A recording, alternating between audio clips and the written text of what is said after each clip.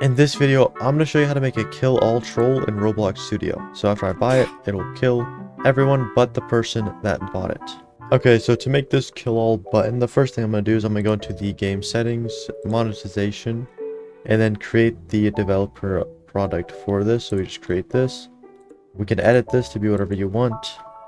Kill all, price it to whatever you want. I'm just going to put 25. And we want to make sure we save that, and it should close that menu. And then I'm going to go into the replicated storage, and I'm going to create a module script called purchase IDs. And then you can rename this to whatever you want. I'm just going to put IDs. And the reason I do this is just so it's easier to access all of the purchase IDs, and it's all in one spot, so it's pretty easy to manage. So I'm going to go kill all equals, and then I'm going to go back to game settings. So I'll go home, game settings, monetization, go down to this product that we made. We can copy the ID to clipboard, close out of this, and put it right there. Alright, now what I'm going to do is I'm going to create the UI for this. So I'm going to go screens UI.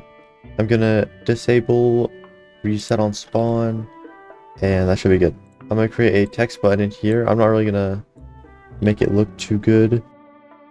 Change the size of it to be scale like that. And then I'm just going to add a stroke, a corner, 0.2 on the corner, and then for the stroke I'll just have a thickness of like 3, and then make it on the border.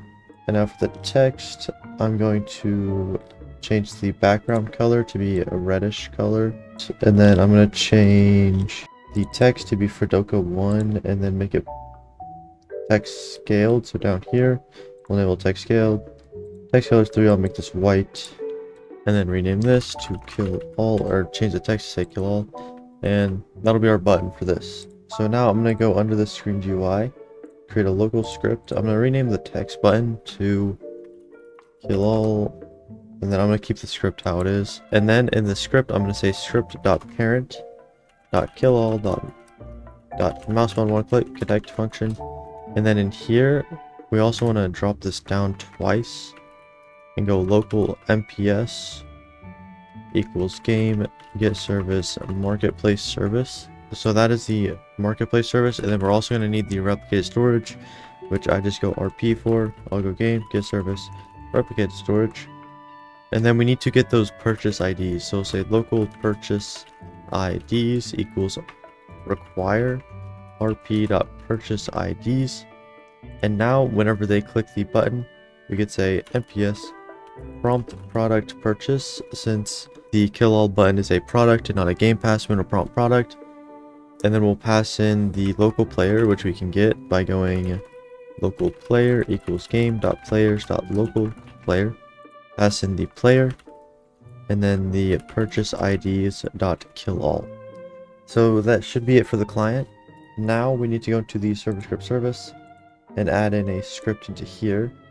And we're going to also need the purchase IDs in this one. So we'll say local RP equals game get service replicated storage. And then we are going to get the purchase IDs require rp.purchase IDs. And then we're going to go, we need the marketplace service as well. So local MPS equals game get service marketplace service.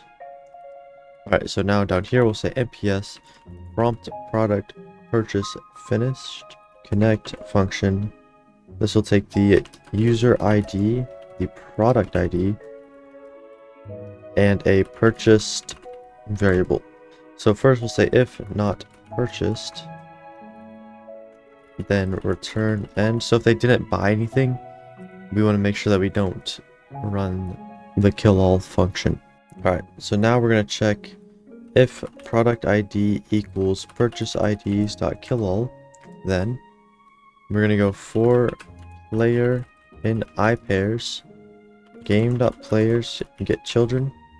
And what we can do is we could check if player.user ID equals the user ID. So this will be the person that bought the kill all product. We could say if it is the person that bought it, we can continue. And so we don't want to kill the person that bought the product. We'll say if player.character, then player.character break joints. So now if we just go to the test and start up a 2-player test, we'll see if this works. Alright, so now if I go ahead and click kill all and purchase this, after it closes it should kill the other person but not myself. So now we can see that it works. And alright, so if you guys found this video useful at all, make sure you like and subscribe, and I'll see everyone in the next video.